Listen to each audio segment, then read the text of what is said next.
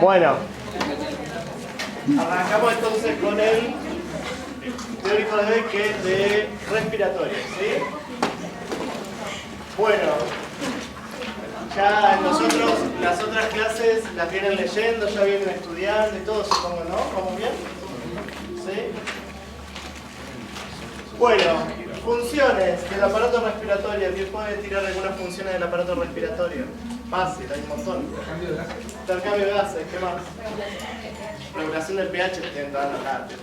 ¿Qué más? A ver, saquen los machetes aunque sea, así que revisen. ¿Qué otro más tiene de función? El olfato, que eso comparte mucho con el sistema nervioso central, ¿no? Bueno, el habla también forma parte de una de las actividades del aparato respiratorio. Bueno, funciones generales, intercambio de gases. ¿Qué gases? Oxígeno y dióxido de carbono. Bien, que son por lo menos los que son útiles, aunque también hay otros gases también, ¿no? En el aire. Porque ¿cómo está compuesto el aire? ¿Qué tiene el aire? Nitrógeno. ¿Qué más? Nitrógeno, hidrógeno, oxígeno. Bien, o sea, hay varias composición de varios gases, ¿no? También dentro de lo que es el aire. ¿Cuánto de esos gases, cuánto del aire representa el oxígeno? ¿Cuánto el nitrógeno, por ejemplo? Nitrógeno como 70%. Ajá, como El oxígeno era 70%, como 20 por ahí, 25. Bueno, ese concepto lo tienen que saber, porque es el oxígeno que ustedes respiran, ¿eh? ¿Qué porcentaje de oxígeno es el que le ingresa al cuerpo? 21%, bien. Ese 21% es el porcentaje de oxígeno que hay en el aire ambiente, ¿sí? Es lo que llamamos fracción inspirada de oxígeno o PO2. ¿Sí? Entonces, cuando ustedes escuchen que, por ejemplo, tienen internado a un paciente y le van a poner oxígeno, ustedes ya saben que aire ambiental está al 21%. Y después, según qué dispositivo de oxígeno le pongan, ya sea una cánula nasal, una máscara con reservorio, que son las máscaras que vienen como con una bolsita, u otros tipos de dispositivos, en función de eso, ustedes saben si le aportan un 30%, un 35%, un 40%, un 100% de oxígeno, según el dispositivo de oxigenoterapia que le pongan. Por eso es importante saber que entonces el aire ambiental tiene un 21% de oxígeno. ¿Sí? Cuando pensamos en el tema de los gases, estamos hablando de que los gases y todo, el aire, el nitrógeno, el oxígeno, el nitrógeno, el dióxido de carbono y demás, cada uno de ellos ejerce una presión por sobre los otros, ¿se entiende? Ustedes tienen el oxígeno y el oxígeno genera como una presión para poder estar entre medio del nitrógeno, entre medio del dióxido de carbono, gases raros y demás. Esa presión se la conoce como presión parcial, ¿sí? Cuando yo hablo de presión parcial del oxígeno, estoy hablando de la presión que ejerce el oxígeno entre medio de otros gases, ¿sí? Eso es la presión parcial. Bien, o sea que saber cuánto de oxígeno ambiental tenemos es como muy importante. Y ese oxígeno ambiental, ese 21%, ¿nosotros utilizamos todo? No. Gran parte, nosotros usamos un pequeño porcentaje de ese oxígeno y el resto se exhala, ¿sí? El resto va por la expiración. Ese es uno de los fundamentos por los cuales la respiración boca a boca, ¿se entiende? O la respiración así artificial funciona en algún punto, ¿sí? Porque no es que ustedes cuando exhalan solamente dióxido de carbono. Exhalan dióxido de carbono y el oxígeno que lo utilizaron también, ¿sí? Bien, regulación del pH sanguíneo, lo vamos a ver un poquito más adelante. Olfacción, contiene los receptores por el sentido del olfato. ¿Dónde está la olfacción?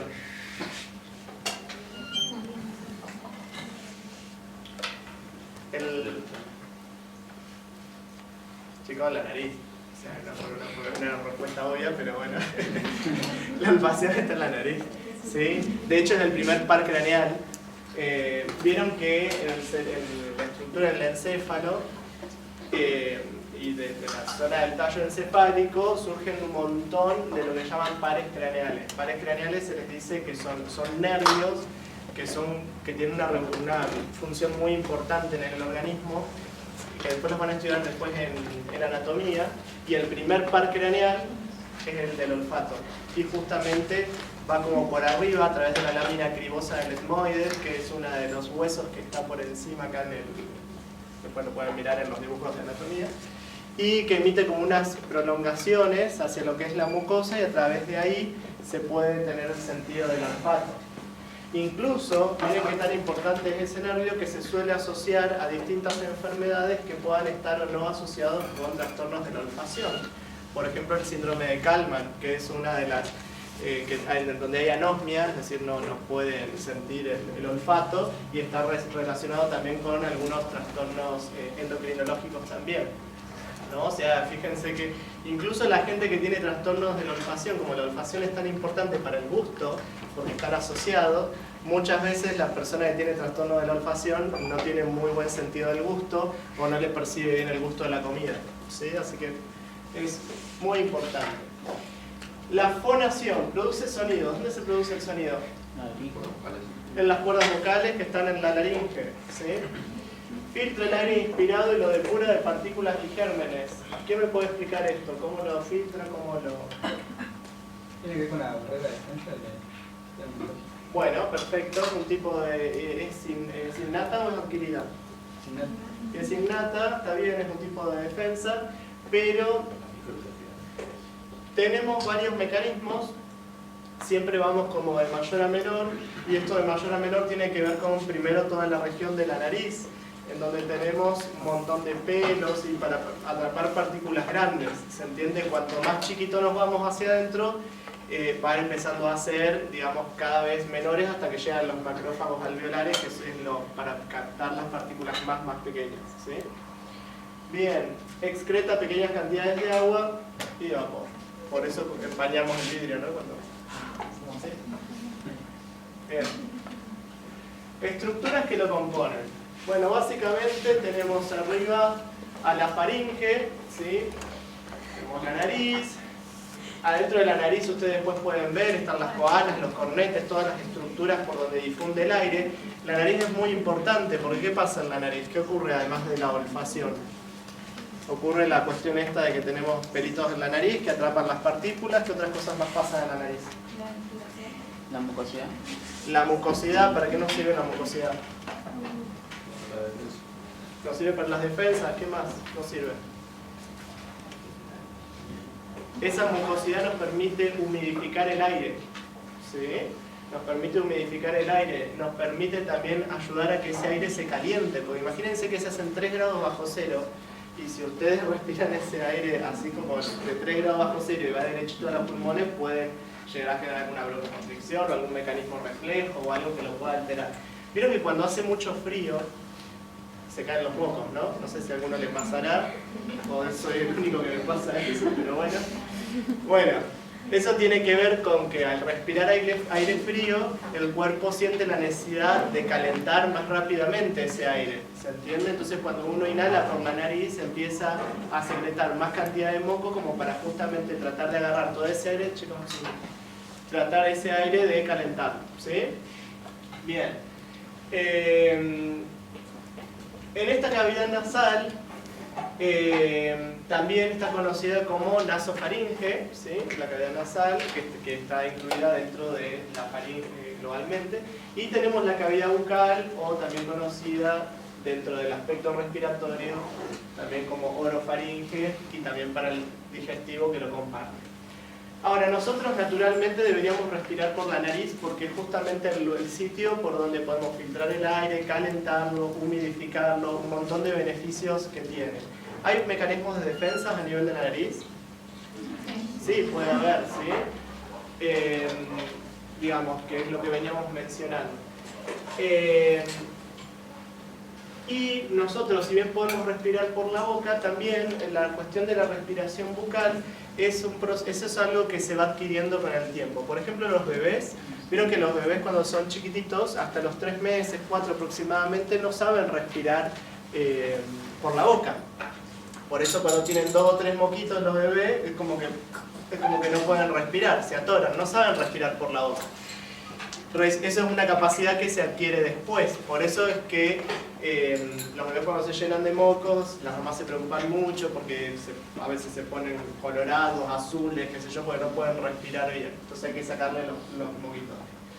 Bien, después tenemos hacia atrás tenemos este espacio. Si ustedes ven, acá ven como una tapita, ¿vieron? Esta es la lengua que termina ahí. Y está esto que es como una especie de tapa, ¿sí? Ese espacio, que es justamente este que está acá, ahí donde marcan la flecha, ese espacio se conoce como glotis. La glotis es simplemente un espacio. Y esa tapita, eso que ustedes ven ahí, que es como una saliencia o como una prominencia, que es esto que está acá, ¿sí? Es la epiglotis, ¿sí? Resulta de que cuando ustedes tragan, la epiglotis cae y se tapa digamos, el ducto respiratorio. Se tapa justamente para que la comida vaya derecho al esófago, ¿sí? Y cuando ustedes no tragan, están en situación de reposo, eso está abierto. Al estar abierto hace que todo el tracto del respiratorio esté despejado y ustedes puedan respirar. Por eso no se puede comer y hablar al mismo tiempo. O comen o respiran. ¿Se entiende? Es como dicen las abuelas. Comer o respirar. Por eso si ustedes están riendo, no sé cuándo y justo se mandan algo y tosen, ¿por qué tosen? Es un arco reflejo que tiene que ver justamente con un cuerpo extraño que está donde no tiene que estar y el cuerpo justamente tiende a eliminarlo. ¿Y quién en una situación de emergencia si alguien se atora? ¿Vieron que está comiendo así, de repente empieza así a toser, como que está atorado y como que les está diciendo que se atoraron con algo? ¿Qué pueden hacer? ¿La maniobra de Heimlich? No. ¿Por qué no? Porque si está tosiendo, está con un mecanismo de defensa. Puede toser. Ustedes le tienen que decir, tosé más fuerte, vamos, más fuerte. ¿Se entiende? Es mejor que lo haga por su propio mecanismo. ¿En qué situación usan la maniobra de Heimlich? Cuando hay asfixia, tal cual, cuando no puede nada, que está así, que les hace la seña de que se está asfixiando, entonces ahí sí ponen mano y puño entre ombligo y apéndice sifoide y simulan así, hacen una compresión brusca y simulan hacia afuera como la tos, sería una simulación como externa, para que salga este cuerpo extraño. Bien, pero también puede ocurrir de que si ustedes están comiendo, qué sé yo, y se ríen y todo esto, por ahí cuando tosen, ¿sí? o en la parte de la comida o del alimento se le van las vías respiratorias, pueden ocurrir otras cosas. Por ejemplo, que si es comida o algo de eso que se va por la vía respiratoria, puede ser de que eso sea un foco de infección y que después terminen teniendo una neumonía a causa de lo que se aspiraron y que se terminó en los pulmones, ¿sí? O como nos pasa a nosotros en pediatría a veces, que los chicos se aspiran y se aspiran un cuerpo extraño, una bolita o alguna de estas cosas y queda impactada en algún ducto respiratorio, ¿sí? Que eso hay que sacarlo después, retirar. Bueno, perfecto. Estábamos con la faringe y la vía aérea superior. ¿Y por qué también es importante este área? Porque, por ejemplo, ustedes cuando estén en emergencias o cuando estén más adelante en la carrera y tengan que intubar, vieron los pacientes cuando no pueden respirar por algún motivo y uno los tiene que intubar, ¿qué es lo que tiene que hacer? Es meterse en la cavidad aérea, en la vía respiratoria. Entonces van a poner un dispositivo, ¿sí? Que van a ponerlo hacia adentro en la boca. Van a mirar las cuerdas vocales y van a agarrar un tubito y lo van a meter justamente adentro para que atraviese las cuerdas vocales y a través de ese tubo ustedes puedan ir respirándolo artificialmente, ¿sí? Si ustedes no lo ven, tengan cuidado porque pueden pasar el tubo para el esófago y están inflando el esófago y el estómago. Es un error muy frecuente y es muy común cuando se empieza a practicar eso. Pero en una situación de emergencia el tiempo corre, entonces tienen que tratar de no equivocarse. Bien, laringe. La laringe entonces están las cuerdas vocales. Las cuerdas vocales justamente son las que ayudan a producir la voz y la apertura, o según cómo se abra o se cierra, también va a ser los sonidos, si ya sean más agudos o no, o más graves. Inmediatamente por debajo de la laringe, ¿dónde está la laringe ubicada? ¿Dónde estaría? Está en el cuello, es lo que le llaman la nuez de Adán, ¿sí? Eso sería como la laringe, esa altura. Está formada básicamente por tejido cartilaginoso, ¿sí? El tejido cartilaginoso, recuerden que hay como distintos tipos, este es más de tipo hialino, ¿sí? Este tejido cartilaginoso. El tejido cartilaginoso es un tejido como más duro, es como vieron como la oreja, ese tejido así, de ese tipo. Bien. Inmediatamente por debajo de la laringe está la tráquea, que nos sirve también para conducir ¿cómo se llama? El aire. La tráquea a su vez tiene un revestimiento muy particular, que la tráquea está revestida por epitelio pseudoestratificado ciliado, que después lo vamos a ver. Después se bifurca, ¿sí? Se bifurca esto, la tráquea, en lo que son los bronquios, ¿sí? Los bronquios se llaman bronquios primarios o bronquios fuentes, son dos, y la característica que tiene la segmentación de todo lo que tiene que ver con el aparato respiratorio es que los bronquios siempre se dividen de a dos, no se dividen ni de a tres ni de a cuatro, entonces siempre a partir de que sale uno se divide en dos, de ese bronquio primario, bronquio fuente se divide en dos, de cada uno de esos se divide en dos, y así, siempre la división es de a dos. Otra característica más, piensen, ¿cómo puede estar el bronquio primario derecho y el izquierdo? ¿Cuál puede estar más hacia abajo o más hacia arriba, digamos, como más horizontal sería? ¿Qué les parece a ustedes? El derecho es más recto, ¿no? El izquierdo está más horizontal. ¿Y por qué el bronquio que está acá está más hacia arriba, más horizontal? Por el corazón justamente que está ocupando ese espacio, entonces tiende a estar un poco más arriba. ¿Y por qué eso es importante? Porque si ustedes se aspiran con algo y algún cuerpo extraño va hacia el lado de los pulmones, ¿a dónde lo irían a buscar primero? Al pulmón derecho, por lógica, porque tiende a ir hacia ese lado. ¿Se entiende? Fíjense qué importantes son las relaciones anatómicas y saber medianamente cómo está compuesto todo, porque cuando haya algún problema ustedes tienen que inmediatamente saber que, por ejemplo, como el bronquio fuente derecho tiende a ir más como hacia abajo, probablemente es más fácil que impacte de ese lado que del otro lado. ¿Sí? Bien. Después tenemos a los, los bronquios, después se van a ir subdividiendo, ahora vamos a ver. Tenemos a los pulmones, afortunadamente son órganos pares, o sea que tenemos dos. Y una de las diferencias son los lóbulos que tienen, que por ejemplo el pulmón derecho tiene 3 lóbulos y el pulmón izquierdo tiene 2 lóbulos, ¿sí?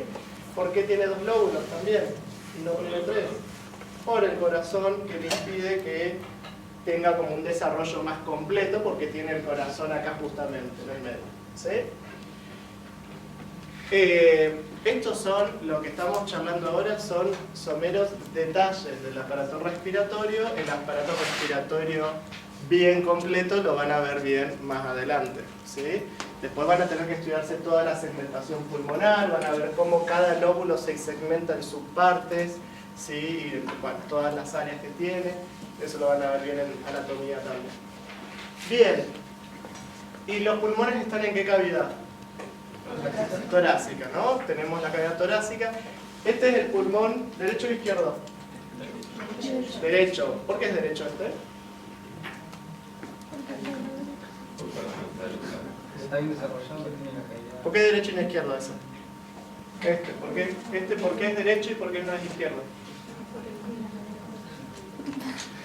Oh, la filosofía, decíamos filosofía. Por la posición anatómica. Chicos, la posición anatómica, ¿recuerdan cómo era? No, bueno. La posición anatómica soy yo así, estando de frente a ustedes, con las palmas hacia adelante, ¿sí? Esto es la posición anatómica. Todo lo que está delante mío es anterior o ventral. Todo lo que está hacia atrás mío es posterior o dorsal, ¿sí? Eso quiere decir que esta parte de la mano es dorsal y esta parte de la mano, la palma, es ventral o anterior, ¿sí? Esta es mi derecha. Entonces, si esta es mi derecha, de este lado está el pulmón derecho. Porque yo siempre, en cualquier imagen, tengo que considerar la posición anatómica, no es de la posición del... Si ustedes lo ven desde acá, dice el izquierdo. No, pero es el derecho del paciente. Entonces ustedes tienen que pensar en el paciente y siempre tienen que recordar la posición anatómica, que es justamente esta. Por eso siempre se ve al revés. Y cuando ustedes ven una radiografía de tórax, lo mismo, porque es lo mismo. ¿Se entiende? La van a ver de esta manera. Bien. Los cortes que van por el medio se llaman sagitales, así como si yo cortara a una persona así por el medio. Los cortes que son así son transversales, ¿sí? Bien, y los longitudinales, los que son justamente acá como que van atravesando de esta manera. Bien, todos son como las cuestiones básicas así de cortes anatómicos. Bien, tenemos los pulmones y por fuera de los pulmones hay algo. ¿Cómo? Por fuera de los pulmones están las pleuras. Las pleuras es como un recubrimiento que tiene el pulmón hacia afuera. Estas pleuras son dos, es la pleura parietal y la pleura visceral. La pleura visceral es la que estaría como pegada al pulmón y la pleura parietal es la que está pegada del lado interno a lo que sería la parrilla costal, ¿sí? Entre medio de las dos pleuras hay un líquido que es el líquido pleural y que está en muy escasa cantidad, ese líquido pleural. Y este líquido pleural, esta asociación de ambas pleuras lo que hace es que es como que mantiene al pulmón distendido. Imagínense que el pulmón, si yo lo agarrara en estado natural, fuese un muñoncito chiquitito así. Pero al tener estas pleuras, las pleuras es como que lo traccionan, ¿se entiende? Y lo expanden. Por eso el pulmón tiene ese tamaño, ¿sí? ¿Esto por qué es importante? Porque si entre medio de estas pleuras ingresara cualquier contenido, aire, líquido, lo que fuese, va a tender a colapsar el pulmón, ¿sí? Por eso es que las pleuras tienen que estar siempre pegaditas y con ese mínimo de líquido pleural. ¿Por qué también es el líquido pleural importante? Bueno, cuando ustedes vean las infecciones y cuando vean neumonías y cuando vean todas las infecciones que se pueden producir a nivel respiratorio, a veces estas infecciones son tan grandes o traspasan que terminan afectando la cavidad pleural y se terminan produciendo derrames pleurales. Y después tendrán que estudiarse las características del líquido pleural para saber cuándo es normal, cuándo no es normal, cuándo es transudado, cuándo es exudado, cómo son las proteínas, la albúmina, la glucosa, el LDH, el ácido láctico, etcétera, etcétera. ¿Sí? Pero bueno, ahora les estoy diciendo que recuerden que está el líquido pleural entre medio de las dos pleuras. ¿Sí? Así que fíjense que hay mucho más por ver, pero bueno, podemos ver, aunque sea, vamos por lo básico por ahora. Entonces, pleura visceral, pleura parietal y líquido pleural en el medio, que además este líquido pleural permite que cuando los pulmones se expanden puedan rozar entre sí. Hay una patología, por ejemplo, se llama paquipleura, que es una pleura que es como que queda seca, ¿sí? Que tiene que ver generalmente con un problema de infeccioso previo, el cual no se ha curado bien o por algún motivo. Entonces eso hace que friccione y que cuando el corazón tiende a expandirse se le dificulte mucho porque eso está como todo pegoteado. Así que fíjense que es importante que eso tiene que friccionar bien para que el pulmón pueda expandir bien. Y por fuera de eso y en la cavidad torácica tenemos a las costillas que recubren todo esto. Y están los músculos intercostales que están en las costillas. Estos músculos intercostales tenemos internos y externos, ¿sí? Por adelante tenemos el esternón, atrás está la columna y toda la parrilla costal. Incluso hay distintas formas de tórax. Hay tórax que son, no todos tienen la misma forma, ¿vieron? Están los que tienen pectus excavatum, que son los tórax que son como hundidos hacia afuera. Hay otras personas que tienen pectus carinatum, se llama que es el pectus como en quilla o hacia adelante o pecho de paloma. Bien, hay gente que tiene malformaciones costales y tiene fusionadas las costillas. Bueno, infinidad de cosas. Bien, ¿se entendió esto? ¿Sí? ¿Muy rápido? ¿Mucha información? Bueno, después rebobinan el video y repasan así. Bien. Bueno, debería pasar. Vamos a pasar a ver con este. Bueno, entonces, un poco lo que veníamos hablando. Clasificación según su anatomía, tenemos un aparato respiratorio superior constituido por nariz, faringe y estructuras asociadas, y un aparato respiratorio inferior asociado básicamente a la laringe, tráquea, bronquios y pulmones, ¿sí? ¿Qué especialidad se encarga del estudio de la laringe, por ejemplo? ¿Especialistas en qué? Los otorrinos. Muy bien, los otorrinos se encargan de eso. Por ejemplo, ¿no? Dentro de las tantas cosas que hacen los otorrinos. Bien, faringe. Bueno, acá tenemos nuevamente un poco más detallado. Fíjense, ahí está la laringe arriba. Fíjense que después de la laringe viene la tráquea. La tráquea son como esos anillos, ¿vieron? no son anillos completos, son como si fuesen, tienen como una forma de C y tienen toda esa estructura que ustedes ven adelante cartilaginosa y la parte y hacia atrás no cierra ese anillo, ¿sí? En la parte de atrás. Eso tiene que ver como con un resabio embriológico, porque cuando se va formando el bebé adentro, en la embriogénesis, es un solo tubo, ¿se entiende? Que es como que va desde la boca hacia abajo, y ese tubo se diferencia, es como que se divide en dos, imagínense así tipo virtual, tipo 3D, se divide en dos ese tubo, y el tubo de adelante es el que forma la tráquea, y el tubo de atrás es el que forma el esófago. Y en ese desprendimiento que hace, justo la pared que estaría tocando uno con otro es la que queda como incompleta, ¿se entiende? Y la parte de adelante es la que tiene el anillo, que es el anillito, esos anillitos que se ven ahí, ¿sí? Esos anillitos están básicamente formados de, son cartílagos, son un tejido cartilaginoso de tipo hialino. Y si un paciente no respira en una situación de emergencias, tienen que necesariamente ayudarlo a respirar justamente porque se atragantó una asfixia o algo, y en las situaciones de emergencia los médicos deben hacer una punción. ¿En dónde harían la punción para que pueda respirar? En la cuarta. ¿Qué parte? Porque inmediatamente por debajo de la laringe, ¿sí?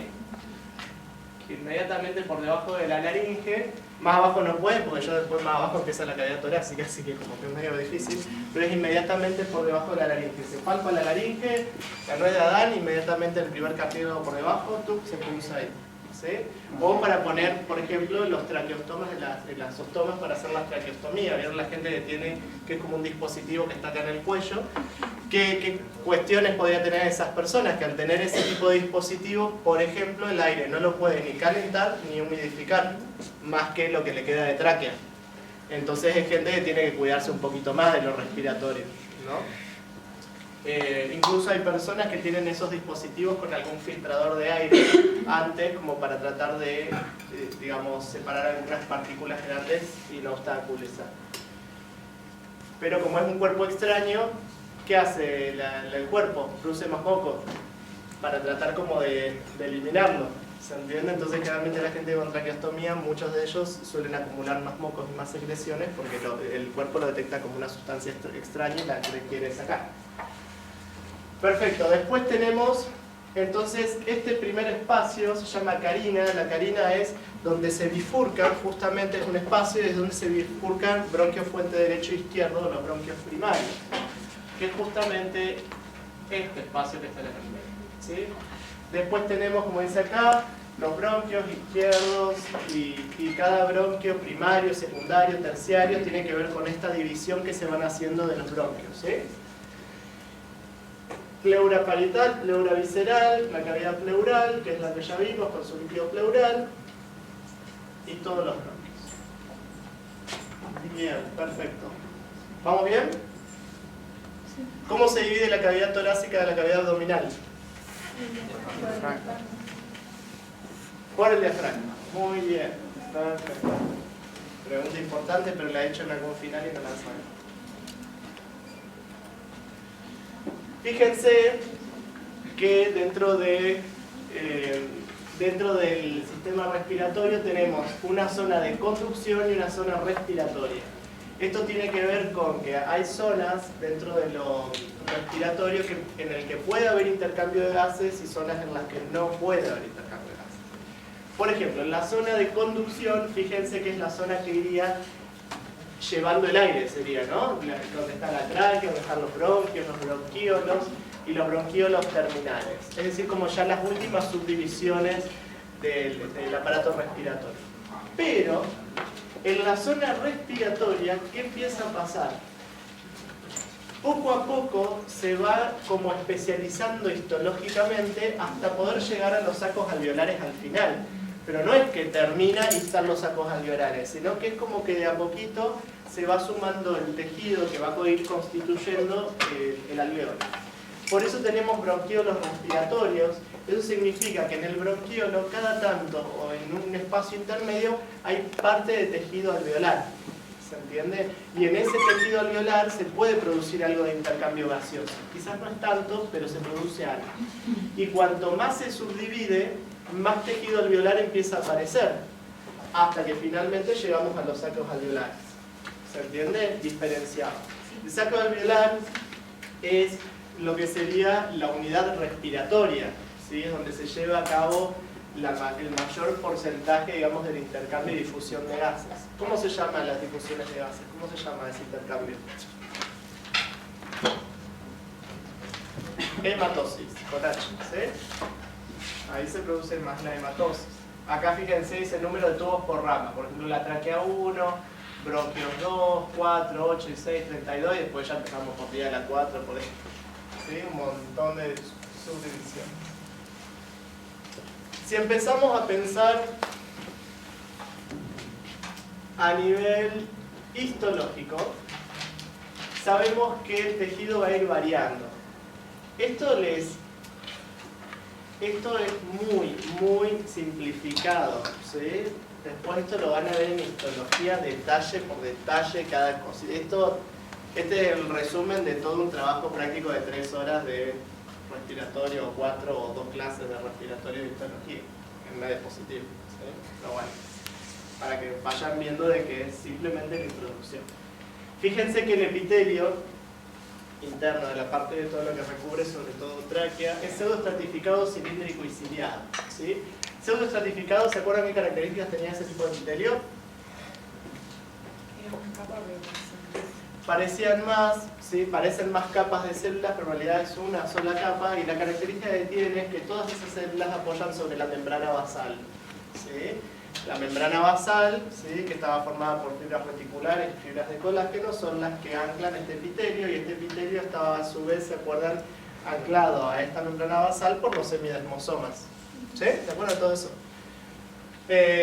Bien, y este epitelio a su vez es ciliado.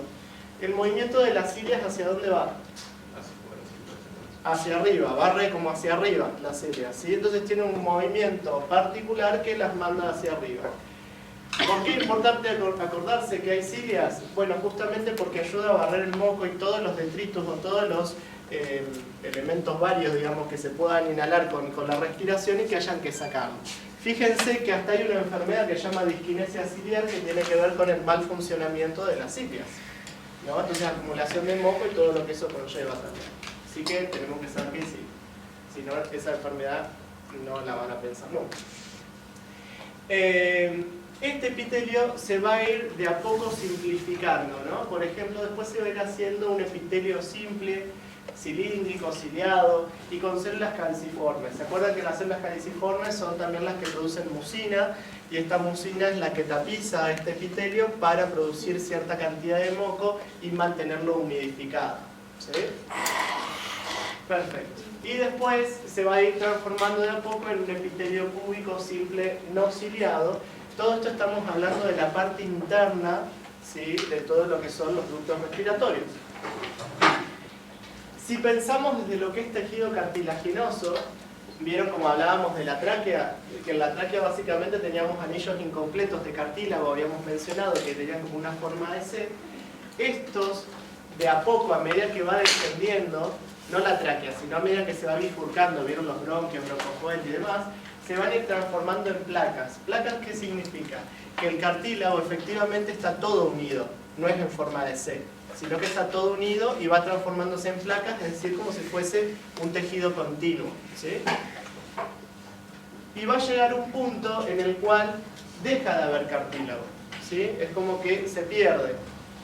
Pero en esa zona donde se pierde es donde empieza de a poquitito a aparecer el músculo liso. Entonces ustedes tienen este epitelio y más allá de que tienen otras estructuras, largo y yo, tienen también después músculo liso que lo recubre. ¿Por qué creen que es importante ese músculo liso? ¿Por qué tienen que acordarse que hay un músculo liso en el respiratorio que está recubriendo los bronquiolos? Está conectado con el nervio en la parte autónoma, digamos. Bien. Perfecto, está conectado con el sistema nervioso autónomo.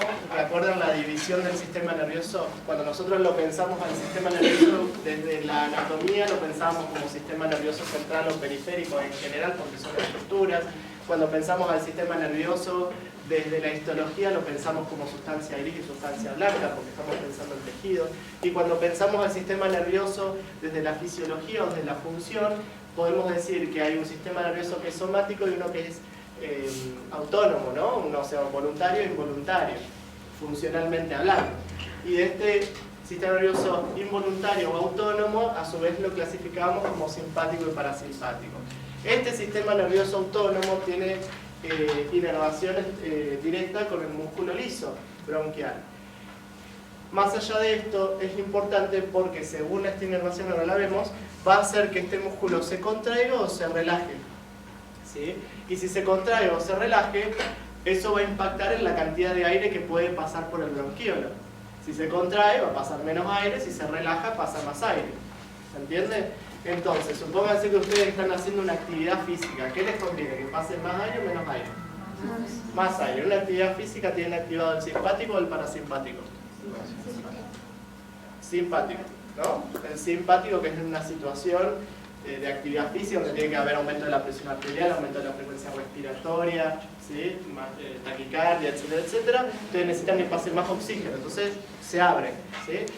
En la patología, que por ejemplo puede ser el asma, en el asma, ¿qué ocurre? Son crisis broncoobstructivas, entonces por algún motivo, alguna alergia o algún mecanismo X, hace que se produzca una broncoconstricción a nivel del músculo liso. Entonces cuando se contrae, hace que pase menos aire y la persona tiene esa sensación de disnea, decimos nosotros, que es la sensación de ahogo, de falta de aire. ¿Está? Así. Y si ustedes ponen el estetoscopio o incluso escuchan con sus oídos y lo ponen en el tórax o ponen el estetoscopio, van a escuchar algo que se llama sibilancias. ¿Por qué se escucharán sibilancias o silbidos? Porque está obstruida la vía aérea y porque al estar obstruida y estar estrecho el canal, cuando pasa el aire silba. ¿Se entiende? Entonces fíjense, miren, ya sabiendo esto, ustedes ya pueden diagnosticar que una persona está broncoobstruida solamente con poner el estetoscopio, escuchar sibilancias, que eso lo van a asociar a que hay broncoobstrucción de la musculatura lisa, ¿sí? Ya pueden decir, hay que dar algo para que ese músculo relaje, un broncodilatador. ¿Sí? Bien. ¿Lo van pensando así siempre? No, bueno, yo los ayudo a pensar para que lo vayan a hacer. Bueno, y en la histología pulmonar, siguiendo avanzando también, algunos detalles. Fíjense que cada bronquio va acompañado de 3 vasos, que son una arteria, una vena y un capilar linfático o un vaso linfático, según la estructura que tan grande sea o no. ¿Sí? Es importante porque es la que va llevando la irrigación a todo el tejido pulmonar. Así que cada ducto respiratorio lleva esas 3 estructuras, ¿sí? Finalmente terminan los sacos alveolares, ¿sí? Estos sacos alveolares, fíjense que tienen esta estructura. ¿Por qué son arracimados? ¿Vieron que es como que son como todos como racimo? ¿Por qué? ¿Cuál sería la lógica de pensar de que el alveolo es así como un racimo? Para más superficie de absorción. Incluso, si ustedes ven, vieron que es como, tiene como esto así que son como si fuese tipo saco de uvas, no sé cómo llamarlo, pero es como un saquito que tiene como esa estructura como de globitos, ¿sí? Eso justamente hace que tenga más superficie para que el aire pueda ser captado, el oxígeno pueda ser captado, ¿sí?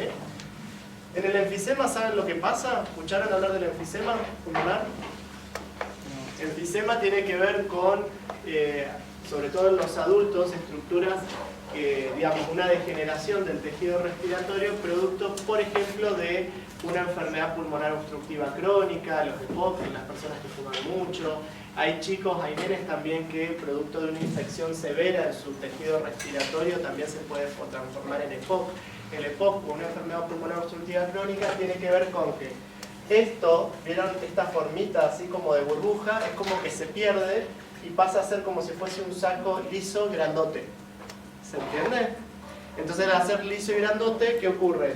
Es como que pierde la superficie de absorción también. Y el aire tiende a quedar más atrapado, tiende como a quedarse ahí. ¿sí? No sale bien, entonces hay como un atrapamiento aéreo, tienen los tórax grandes, en fin, hay un montón de características clínicas que después las van a estudiar. Bien, pero lo importante, fíjense que si ustedes tienen ahí redes de capilar, de arterias, venas y todo eso, finalmente en el saco alveolar lo que ocurre es que hay una red de capilares acá, ¿sí? Que es como que lo circunda a cada alveolo. ¿Por qué es importante que pasen los capilares por ahí? Ese ocurre El intercambio Porque ahí es oxígeno. donde ocurre la hematosis, ¿sí? Es ahí donde ocurre exactamente la hematosis. Y ahí tienen, los capilares que están ahí tienen características. Es un capilar continuo, es decir, es un capilar que está unido todo, cada célula, todo ese endotelio está unido uno a otro. Y les digo así porque hay varios tipos de capilares, ¿no? Están los capilares fenestrados, los continuos, los sinusoidales, según el aparato o el tejido en el que estemos hablando. Pero en este caso son capilares continuos. De hecho, a veces ocurre que si se distiende tanto el alvéolo, tanto, se distiende tanto que termina tapando al capilar, ¿se entiende? Y no se produce intercambio de gases, porque no puede pasar la sangre. Porque generalmente esos capilares son tan delgados que el eritrocito, el glóbulo rojo, pasa como de costado, ¿se entiende? No es que pasa como transversal, sería, sino como que va pasando de costado, que de hecho debe ser así porque al pasar de costado también permite más superficie para poder generar este intercambio, ¿se entiende? A pasar de la otra manera. Entonces tiende a pasar de costado, pero a veces si se hiperinsufla se puede generar este colapso, entonces el aire no puede, la sangre no puede pasar. ¿Y por qué es importante? Y porque si ustedes están haciendo una respiración mecánica o están poniendo a un paciente en ventilador, ustedes le están aportando oxígeno desde afuera, si le hacen demasiada presión, le puede pasar esto, ¿sí? Incluso le pueden hacer tanta presión si ustedes le están mandando aire desde afuera que hasta le generen, lo pinchen, se escape aire. Y si se escapa aire por ahí, ¿a dónde iría? A la pleura. Y si se va a la pleura y entra aire en la pleura, las dos pleuras se separan. Y al separarse se produce un neumotórax. Se comprime el pulmón y hacen macanas y peor, deja de respirar. ¿Sí? Bien. Y si esto se comprime, a ver, los hago asociar un poquito más. Y si esto se comprime, ¿qué pasaría con la sangre que viene del ventrículo derecho, que va hacia el pulmón? ¿Podría ir? No. Entonces la sangre queda estancada en el ventrículo derecho. Si queda estancada en el ventrículo derecho, queda estancada también en la aurícula derecha.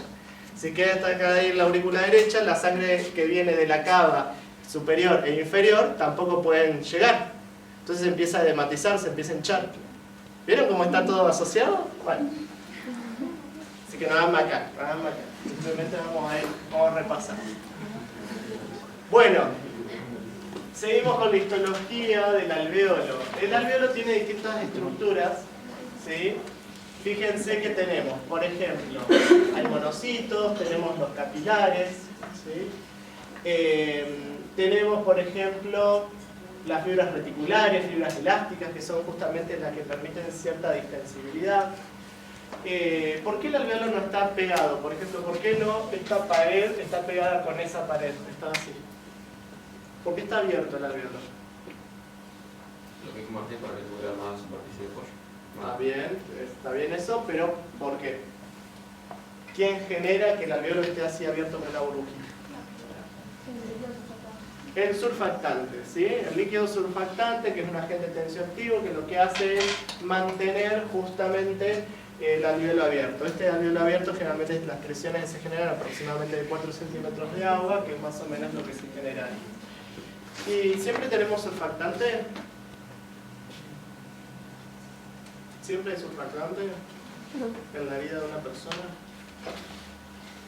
En teoría, desde que nosotros nacemos, es decir, si es un recién nacido de término, un chico que llegó a los 9 meses de embarazo y todo eso, sí, ya la maduración pulmonar, digamos, sería suficiente como para que tenga surfactante. Sin embargo, si un bebé que nace prematuro, que nace antes de tiempo, generalmente antes de la semana 34, no tiene generación de surfactante. Entonces los pediatras nosotros lo que tenemos que hacer cuando los recibimos es justamente ponerle este tubo que yo les menciono, ¿sí? Y pasarle surfactante artificial pulmonar para tratar de disminuir el daño pulmonar.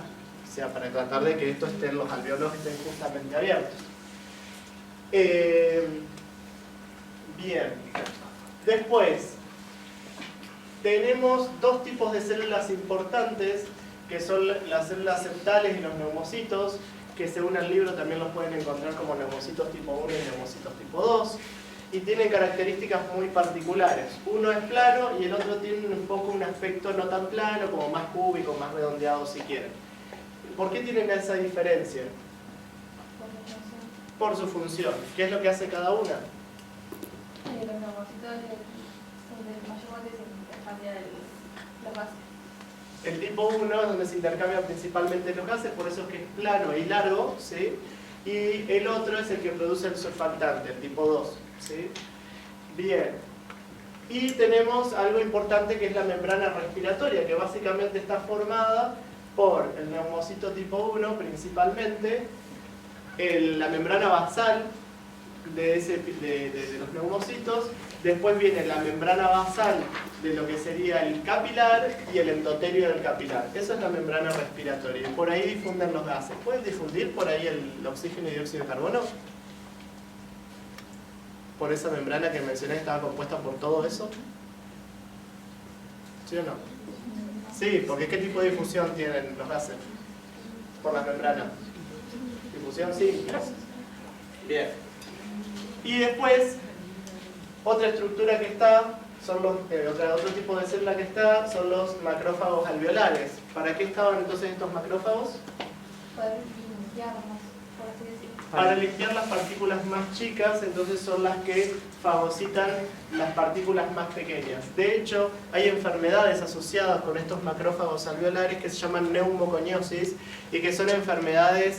Por ejemplo, vieron los mineros o la gente que trabaja muy expuesto a tóxicos ambientales, polvillos y ese tipo de cosas, suelen tener enfermedades relacionadas a esto, en donde los macrófagos están súper cargados, digamos, de todas estas partículas ambientales que se van incorporando. Bien. Entonces acá está la membrana respiratoria, difusión de oxígeno y dióxido de carbono. Bien, díganme, ¿el dióxido de carbono de dónde viene?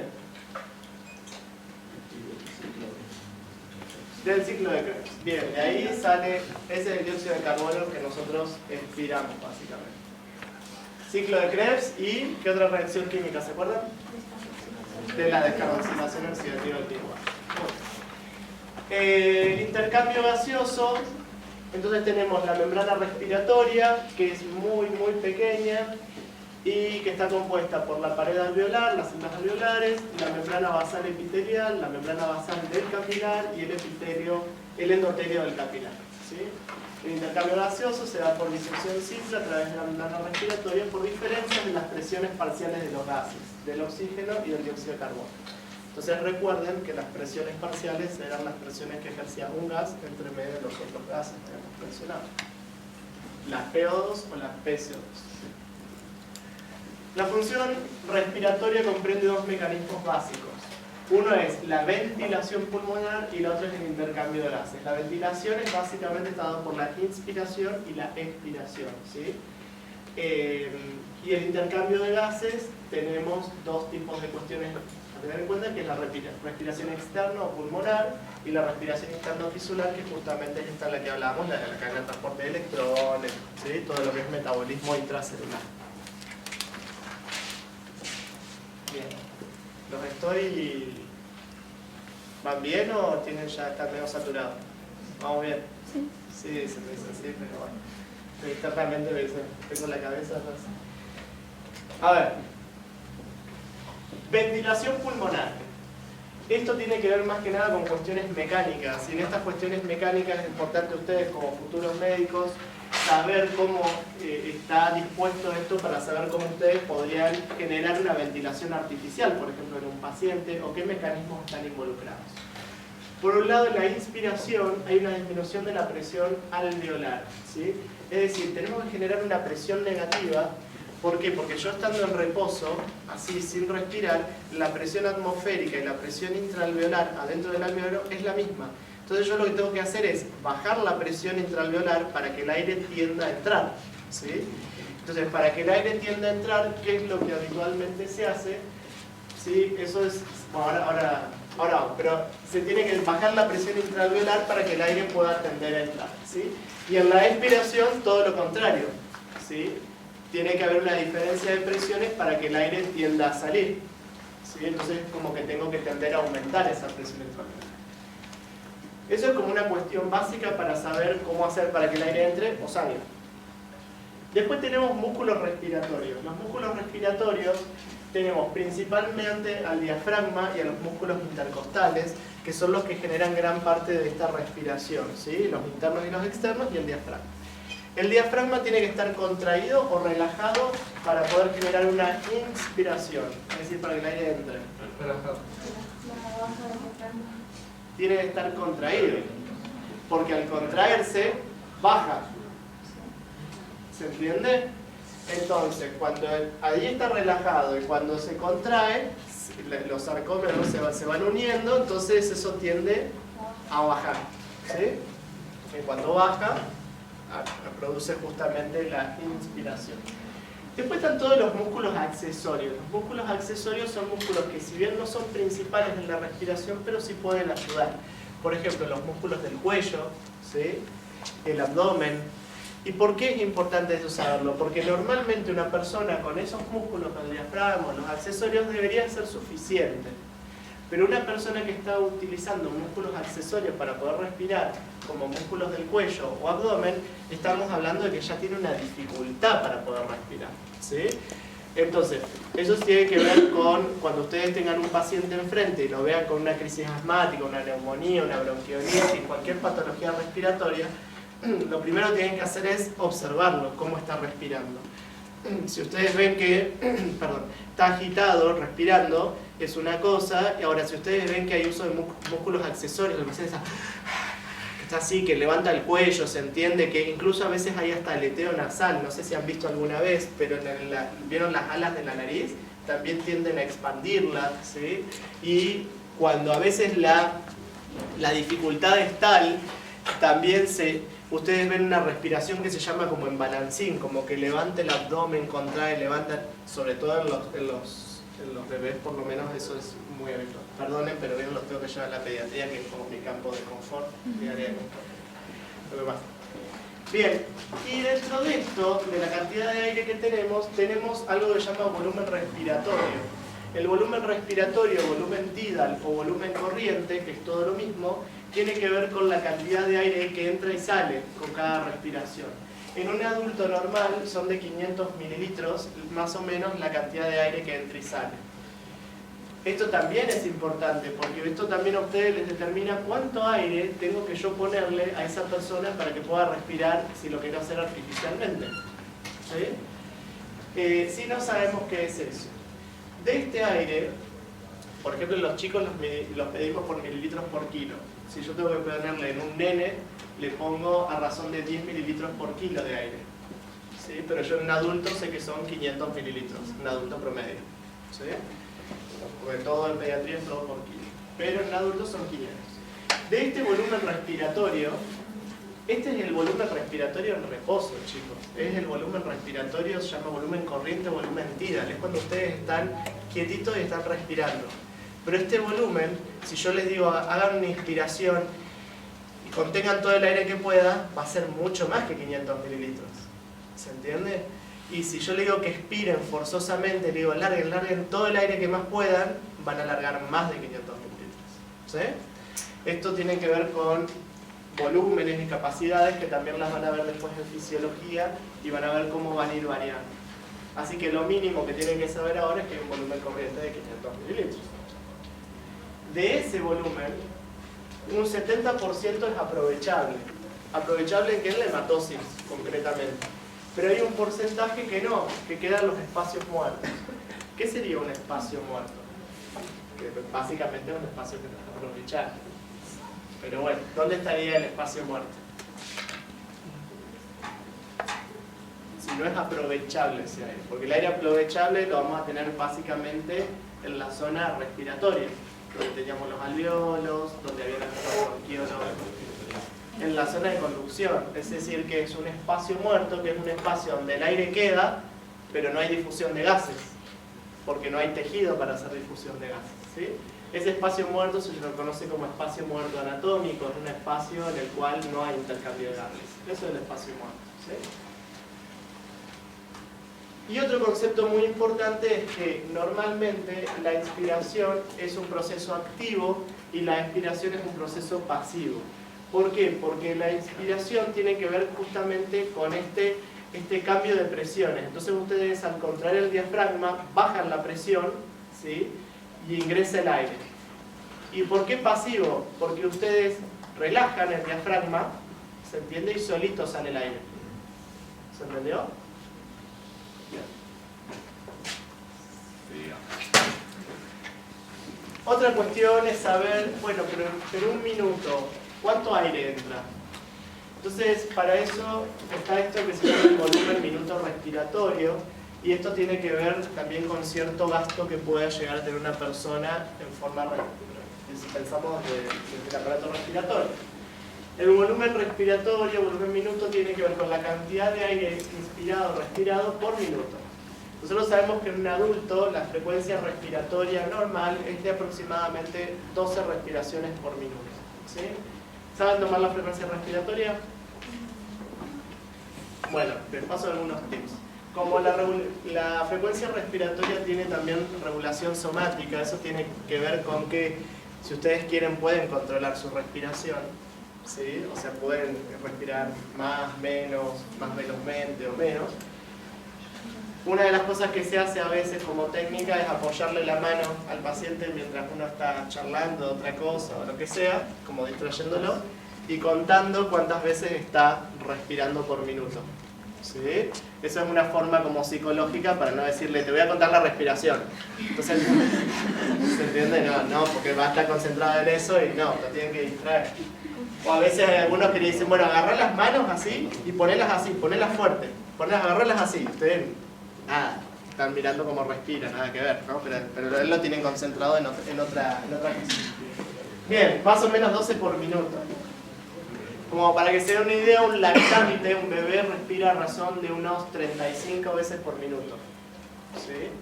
Y cuando, por ejemplo, hay una enfermedad respiratoria grave, por ejemplo, los chicos llegan a respirar 80 veces por minuto. Como para que se den una idea. Pero bueno, 12 es lo normal de un adulto. Y el volumen corriente habíamos dicho de 500, más o menos, ¿no? Entonces el volumen minuto está dado por la frecuencia respiratoria y por el volumen corriente.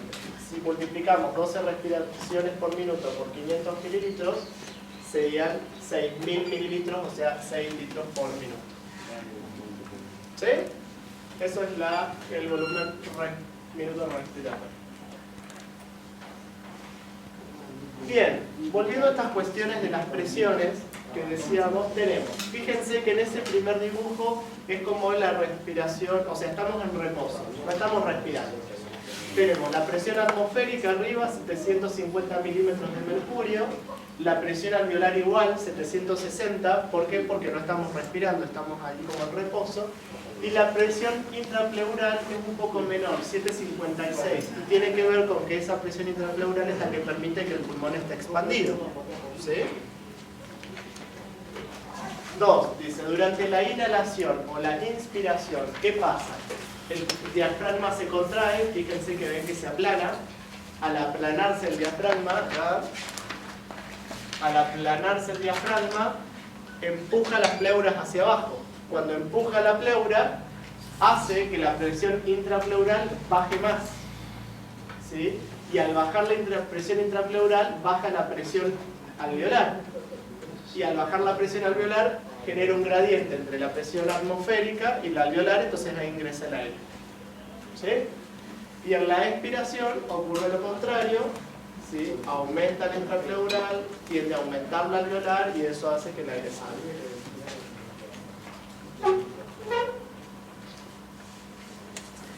Bien, esto es un poco lo mismo. La presión alveolar disminuye. Durante la expiración normal el diafragma y los intercostales externos se relajan. Durante la expiración forzada, los músculos abdominales y los intercostales internos se contraen, ¿sí? Y después la presión alveolar aumenta y se produce la expiración. Supongamos una situación puntual, por ejemplo, una embarazada. ¿Cuáles son los músculos que más va a usar una embarazada que está casi a término, que está como de 8 o 9 meses? ¿Cómo hace para respirar? Usa más los intercostales, porque el diafragma no lo puede usar mucho, porque tiene todo el abdomen, ¿sí?, ocupado en gran parte por el útero y por el bebé, ¿sí?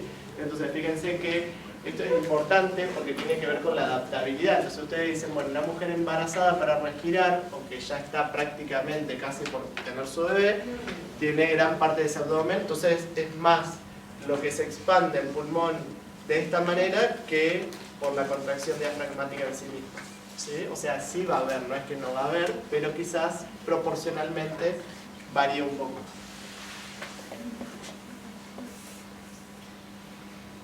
Bien, pasamos a la respiración, pero más, nos vamos metiendo cada vez más hacia adentro.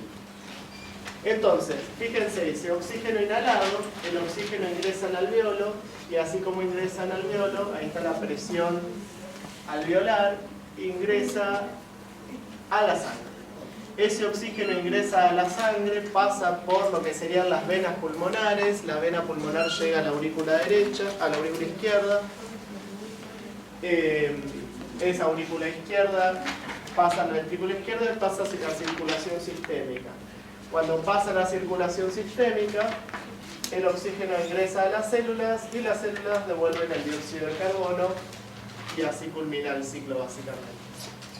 Este dato es muy importante que tiene que ver con las presiones parciales de oxígeno y dióxido de carbono arteriales, porque son las presiones que ustedes van a usar cuando tengan que hacer gases arteriales o saber, por ejemplo, medianamente cuánto tenemos de oxígeno en sangre y demás. Ahora profundizamos un poco más. Vamos a complejizar de a poco cada vez más esto. Siempre se puede complejizar un poco. Ahora lo complejizamos otro poco más, no se preocupen. Volvemos arriba. Fíjense que el oxígeno que ingresa, ¿sí?, estamos acá, tenemos que un 1,5% de este oxígeno va disuelto en el plasma. Un 98,5% va asociado a la hemoglobina. En este caso, la asociación de oxígeno con hemoglobina se conoce como oxihemoglobina, ¿sí? Es una configuración de la hemoglobina en forma relajada, porque está unida. Cuando no está unida al oxígeno, está en configuración tensa la hemoglobina, se le dice. Y la hemoglobina adentro tiene ¿qué ion? Que es el que le permite asociarse al oxígeno. Hierro, en estado de oxidación, más 2, ferroso, para poder unirse, ¿sí? Entonces tiene que estar en ese estado. Y se incorporan 4 oxígenos por molécula de hemoglobina, teniendo en cuenta de que tenga 4 hemoglobina, 4 hierros, 4 oxígenos, ¿sí? Entonces se acopla el oxígeno y se forma la oxihemoglobina. Va por plasma, el eritrocito, y después parte del que estaba disuelto en plasma difunde, el otro, el que estaba intraeritrocitario, ingresa a la célula, y el dióxido de carbono que sale de la célula puede viajar por algunos mecanismos que son: en forma de bicarbonato, puede transportarse en sangre en un 70%, en la hemoglobina como carboxihemoglobina, ¿sí?, un 23%, y un 7% disuelto en plasma, ¿sí? De esa forma es como va en el dióxido de carbono y finalmente en la forma en la que después difumirá acá, ¿sí? ¿Esto quedó más o menos de gráfico? Es decir, que no todo va unido al eritrocito, sino que parte circula disuelto en el plasma. Y el dióxido de carbono tiene la particularidad de poder transportarse en forma de bicarbonato en vez de en forma de dióxido de carbono. El transporte de oxígeno, dice, no se disuelve fácilmente en agua, por eso es que solo el 1,5% del oxígeno inspirado se disuelve en plasma. Y el 98,5% va unido a la hemoglobina de los glóbulos rojos. Esto tiene que ver con la saturación de la hemoglobina. Es decir, ¿cuánto oxígeno tiene que estar unido a la hemoglobina? yo sé que la cantidad de oxígeno que tiene que estar unida a la hemoglobina tiene que ser superior al 95%. Más del 95% tiene que estar pegada a la hemoglobina. Y eso se mide, y se mide con algo que se llama saturometría u oximetría de pulso. ¿Alguna vez alguno fue al hospital o al médico y les puso un sensor en el dedo para ver cuánto tenían de oxígeno en sangre? Bueno, es esto. Al poner ese sensor, a ver si es que no, yo creo que no lo tengo acá. Si lo tengo les muestro. Me parece que lo tengo, si lo tengo. Espero que les funcione, que tenga pilas. Esto es uno, por ejemplo, este es un oxímetro de pulso, ¿sí? Uno lo prende, funciona, pone el dedo y marca cuando tiene desaturación. Lo vamos a poner acá cerca de la pantalla, ¿sí? Después si no lo miran.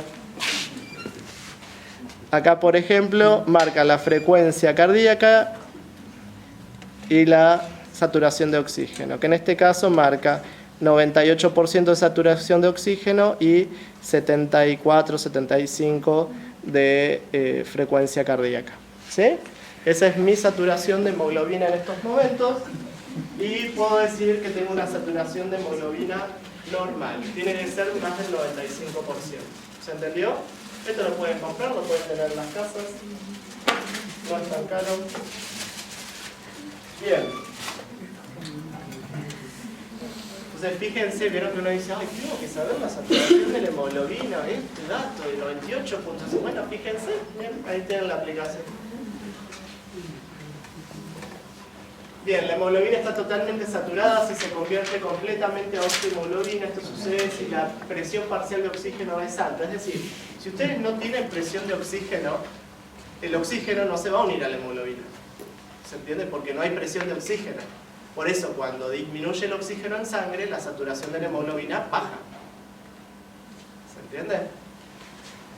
¿Y qué cosas pueden hacer que también este oxígeno que vaya a la unidad de la hemoglobina varíe un poco? Otras cosas como la acidez, la presión parcial de dióxido de carbono, la temperatura. Este tipo de cuestiones pueden hacer también que varíe esta saturación.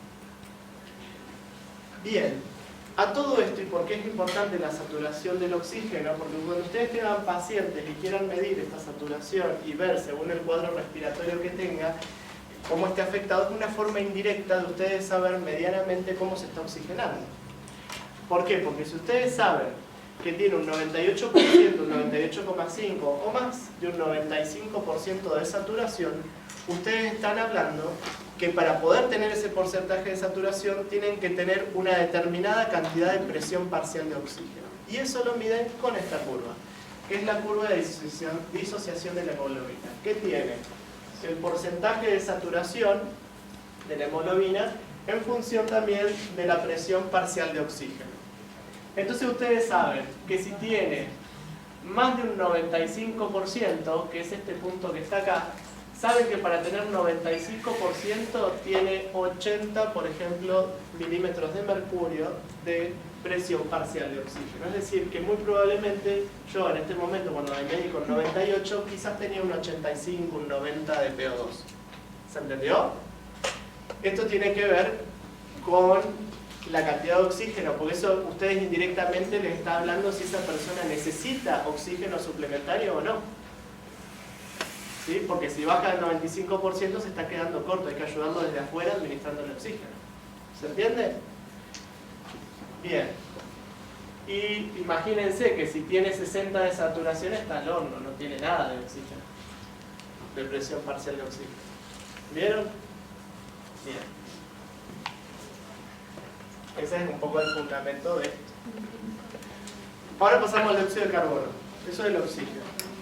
Del dióxido de carbono sabemos que la solubilidad es mayor que la del oxígeno.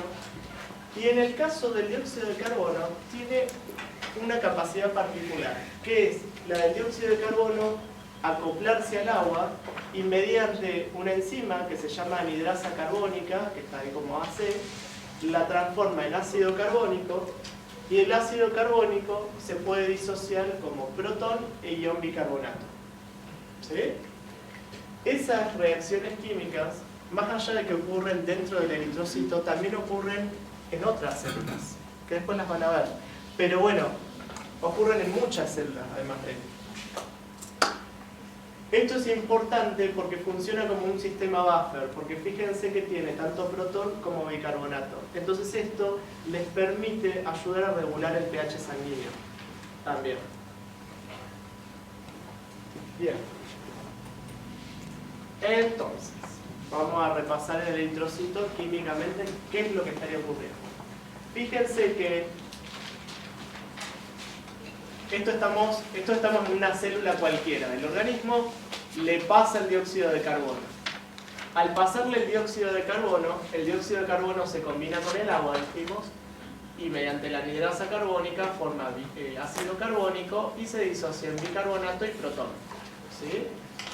Este bicarbonato sale hacia afuera del eritrocito, pero cuando sale hacia afuera tiene una carga negativa, entonces necesariamente para compensar cargas ingresa un cloruro. ¿Sí? Por otro lado, este protón que queda acá disociado permite desestabilizar a lo que sería la oxihemoglobina y provocar que el oxígeno salga para dárselo al tejido y por el otro lado ese protón quede unido a la hemoglobina. ¿Se entendió el dibujo?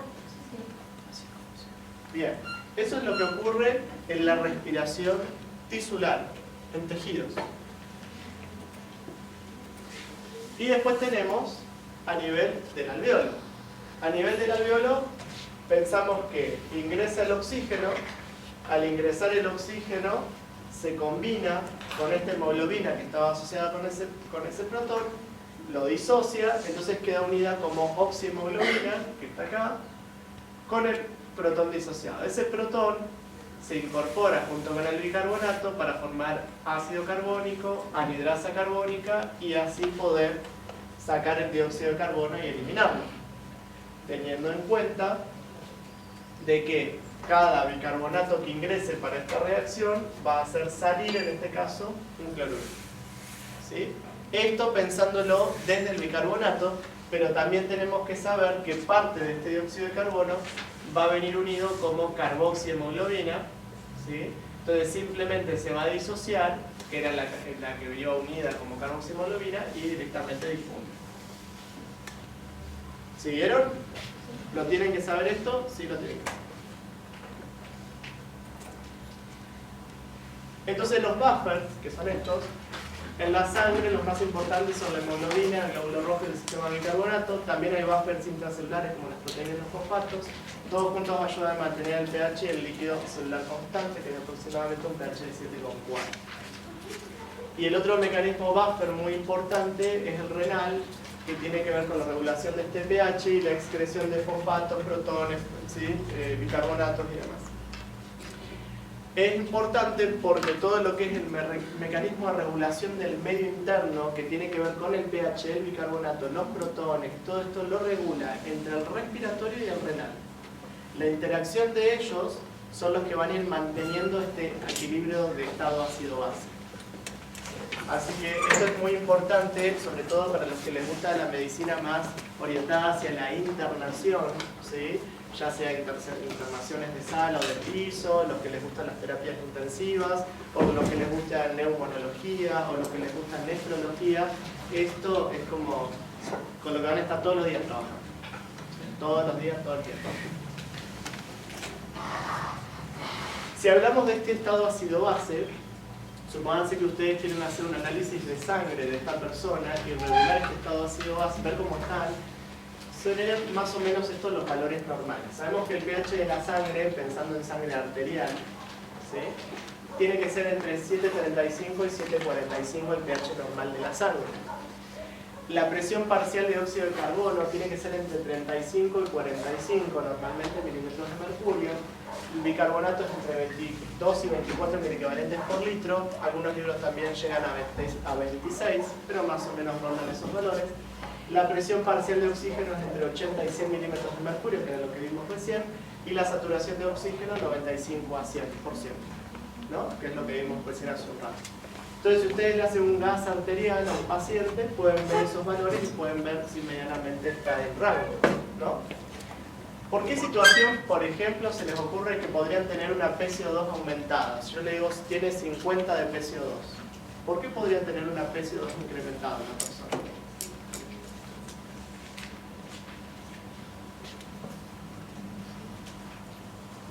¿Menos oxígeno en el aire? Puede ser. Que haya, no sé, un incendio en una casa. Bueno, que está relacionado con la hipoxemia, digamos, que es lo que él relaciona. Yo digo, si hay mucho dióxido de carbono en sangre es porque no lo puede largar. Se lo está quedando. Si se lo está quedando, posiblemente hay algún mecanismo por el cual no lo está pudiendo eliminar. Alguna enfermedad X, respiratoria, lo que sea, pero no lo está pudiendo eliminar. ¿Sí? Si yo tengo mucho bicarbonato, por ejemplo, ¿en qué puedo pensar?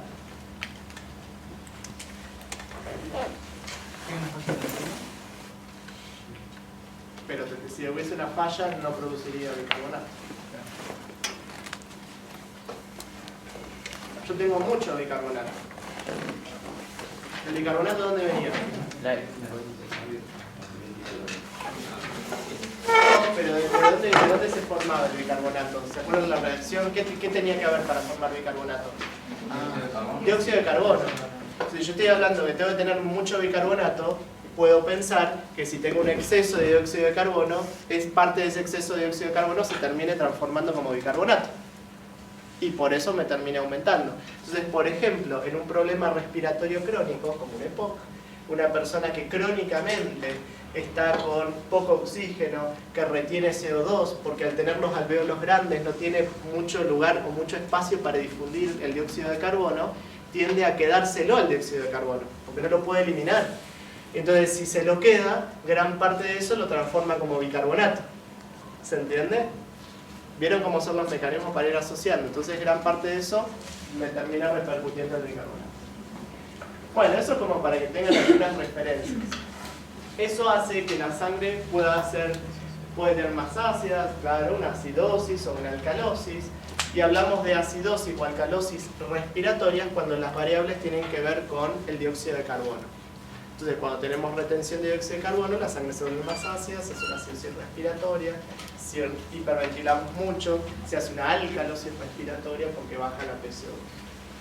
Bueno, esto después también van a profundizar más adelante, simplemente les hice la introducción de esto.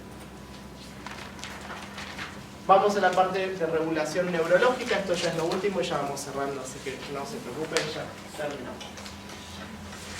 Regulación del músculo liso bronquial, entonces el aumento de la actividad simpática del sistema nervioso, por ejemplo, el autónomo, produce en la médula suprarrenal la secreción de adrenalina y noradrenalina, que a nivel del músculo liso del bronquiolo nos va a producir la broncodilatación, por ejemplo, durante el ejercicio. ¿Sí? Y el aumento de la actividad parasimpática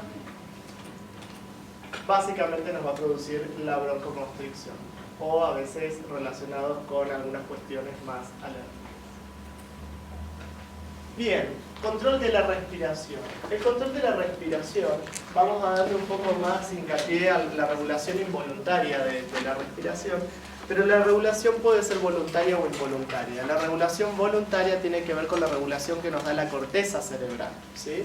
En este caso vamos a hablar ahora de esta, que es la involuntaria, que es la que es un poquito más complicada, porque tenemos que hablar de lo que es el centro respiratorio, que está ubicado entre todo lo que es la región del bulbo raquídeo y la protuberancia, ¿sí? En este caso tenemos dos áreas importantes, que es la neumotáxica y el área apneústica, y el área rítmica vulvar, que es el área inspiratoria y expiratoria.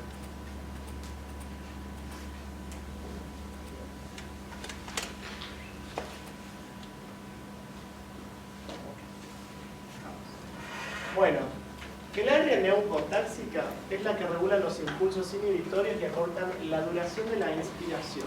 Es decir, que el área neumotáxica dice qué tan profundo tenemos que respirar. Cuando ustedes inspiran, naturalmente, no lo están pensando, respiran e inspiran hasta un punto, y ese punto lo da el área neumotáxica, dice hasta acá, y corta, ¿sí? Cuando corta, hay cortón e inspiración. El área apneústica da la profundidad. ¿Les ha pasado alguna vez, vieron que están sentados, están mirando la tele, qué sé yo, y de repente hacen una inspiración, es como hacen, y les sale naturalmente, ¿no? Bueno, eso está dado por este área. ¿Por qué? Porque regula qué tanto tienen que inspirar, porque ustedes no lo pensaron, Y aparte, el área apnéstica dice qué tanto aire y profundidad va a ser. ¿Sí? Son dos variables distintas. Y el área rítmica vulvar tiene que ver con, por ejemplo, el área inspiratoria con impulsos de neuronas que son autorrítmicas, ¿sí? Y que van a ir directamente a los intercostales y al diafragma para regular justamente la frecuencia. Y la de la expiración trabaja más con la expiración forzada, que ahora lo vemos ahora. Profe, Sí. ¿y el bostezo? No, el bostezo es otro mecanismo, pero no tiene que ver con una regulación respiratoria, sino es más como el neurológico. Que bien que dicen bostezo y vieron que todos los contagiados somos todos bostezando. Deben estar todos bostezando como el teórico, me parece, pero bueno. Pero me estoy intentando dar la mejor onda que puedo. Todavía no hago malabar y esas cosas como para... bueno, papel del área rítmica vulvar. Entonces, tenemos el área inspiratoria, ¿se acuerdan que es la que vimos recién? Traten de memorizar esta.